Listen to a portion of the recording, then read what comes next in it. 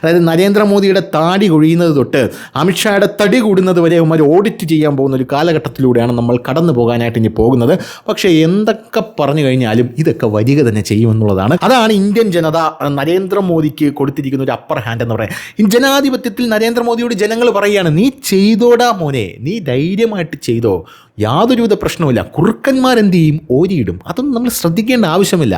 You go head എന്ന് പറഞ്ഞ് നമ്മുടെ ജനത തന്നെ നരേന്ദ്രമോദിക്ക് ഫുൾ ലൈസൻസ് കൊടുത്ത് അങ്ങനെ വിട്ടേക്കുകയാണ്. യവന്മാരൊന്നും വിചാരിച്ച് അങ്ങനെ രോമത്തി തൊടാൻ പറ്റൂല. അമ്മാതിരി പണിയാണ് അണ്ടർഗ്രൗണ്ടിൽ നടന്നുകൊണ്ടിരിക്കുന്നത് എന്നുള്ള. രോമത്തിൽ തൊടാൻ പറ്റും. ഇവന്മാർ ഈ മുകളിൽ നടക്കുന്ന കാര്യം കണ്ടുകൊണ്ട് മോദി കോട്ടിടുന്നു, മോദി കൂണ് തിന്നുന്നു, മോദി മറ്റേ മൗണ്ട് ബ്ലാക്കിൻ്റെ പാൻ ഉപയോഗിക്കുന്നു, മോദി കയ്യിൽ റോളക്സ് കെട്ടുന്നു എന്നൊക്കെയുള്ള സംഭവങ്ങൾക്കുപരി ഇവരെ കൊണ്ട് ഇതുവരെ ഇന്നേ വരെ അങ്ങേരെ കൊണ്ട് എന്തെങ്കിലും അങ്ങനത്തെ ഒന്ന് താഴെ ഇറക്കാൻ, അല്ലെങ്കിൽ അങ്ങേരെ കൊണ്ട് ഒന്ന് തല ഇങ്ങനെ അങ്ങനെ ഒന്ന് കുനിയിപ്പിച്ച് കാണിക്കാൻ അവരെ കൊണ്ട് സാധിച്ചിട്ടുണ്ടാകും. യവന്മാർ കണ്ടിയിടും. അതാണ് നരേന്ദ്രമോദി എന്ന് പറയുന്നത്.